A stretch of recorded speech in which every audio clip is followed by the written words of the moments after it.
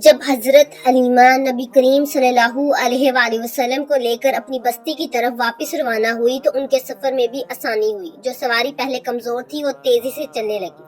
عنوان حضرت حلیمہ سعدیہ کے پاس پرورش کا واقعہ، برکت ہی برکت۔ بسم اللہ الرحمن الرحیم۔ السلام علیکم ورحمۃ اللہ وبرکاتہ۔ الحمدللہ رب العالمین والصلاة والسلام علی سید المرسلین۔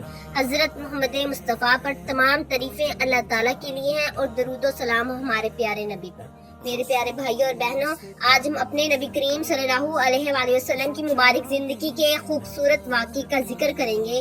یہ واقعہ حضرت حلیمہ سعدیہ کے پاس آپ کی پرورش کا ہے۔ اس زمانے میں مکہ مکرمہ کے لوگ اپنے چھوٹے بچوں کو دیہات میں رہنے والے دائیوں کے سپرد کیا کرتے تھے۔ اس کا مقصد یہ تھا کہ بچے کھلی اور صاف فضا میں پرورش پائیں اور خالص عربی زبان سیکھیں۔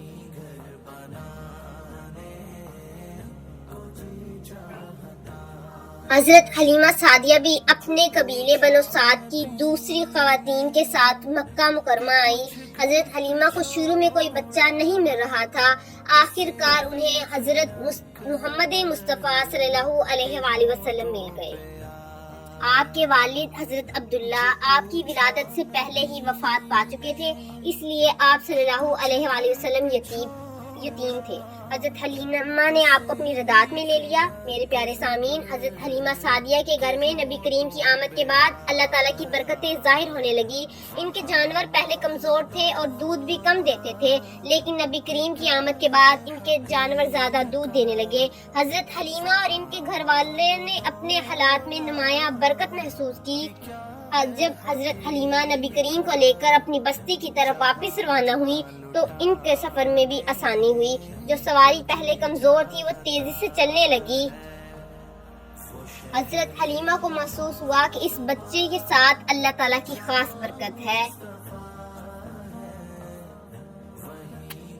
حضرت حلیمہ سعدیہ کو رسول اللہ سے بہت محبت تھی۔ آپ نے اپنی ابتدائی عمر حضرت حلیمہ کے قبیلے بنو سعد میں گزاری۔ آپ صلی اللہ علیہ وآلہ وسلم نے اپنی ابتدائی عمر حضرت حلیمہ کے قبیلے بنو سعد میں گزاری۔ آپ صلی اللہ علیہ وآلہ وسلم کی بہت محبت اور شفقت سے دیکھ بھال کرتی تھی۔ حلیمہ سعدیہ آپ کا خیال رکھتی تھی۔